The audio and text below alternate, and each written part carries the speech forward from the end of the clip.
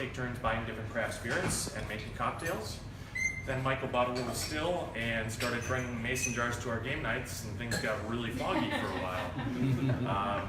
Started with things like a beet sugar white lightning, and then progressed to things that you'd actually want to drink from there. So throughout this whole journey, we kind of just fell in love with the history and the tradition and the craft of making spirits, and a lot of what it used to be, this idea that the still used to be kind of part of the community. It used to be a place where people gathered.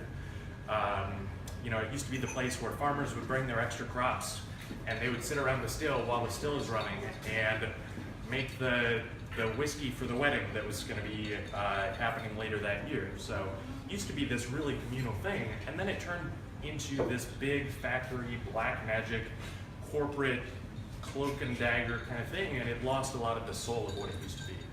So ultimately, we decided to start Lifted Spirits to revive some of that lost heritage, that idea of the community still. So we decided to start a place where people could really come in and see, start to finish, how distilling works, and get a feel for some of that lost heritage, that lost culture and tradition.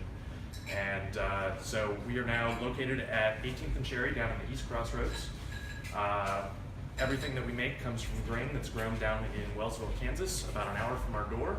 And we do it all from scratch with traditional methods married with the best of modern technology to make a spirit that I fell in love with years ago. So much so that I decided to, leave a well-paying corporate marketing agency to make alcohol instead. So we've also got a cocktail bar. We've got a great craft cocktail program downtown, and an event space upstairs that hosts about 200 people in what was 120 years ago a stable for a bakery downtown. So beautiful place. If you haven't been down, please come down and check it out. As far as what you guys can do to help us, starting with the simplest things, my biggest goal for this year is to get into as many bars and restaurants and onto cocktail menus as we can. So if there's a place where you know the owner or the bartenders or the bar manager, I would love an introduction. I've got cards and whatnot. That is a huge thing that drives our growth. If you go to a liquor store that doesn't carry our product, just burn it to the ground. That's all I ask. No, just I carry it. Lifted Spirits. Everything he makes, I've got it. So. No, I mean, just ask for our stuff if you come in and don't see it there. Clean Seth out. I hope there's not a single bottle of Lifted Spirits stuff here by the end of the night. I did bring vodka, gin, and the barrel gin for samples, so that you can try it before you buy from Seth here.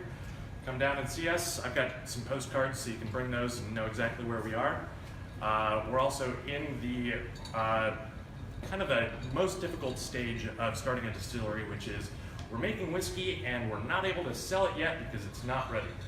So one thing that we are doing is what's called a barrel adoption program. So you guys write us a check to kind of help us cover the upfront costs, and then when that whiskey is ready to bottle, you get your money back plus a case of whiskey from your barrel, or a 10% return on your money if that is a more palatable thing to sell to a spouse. How much is the barrel?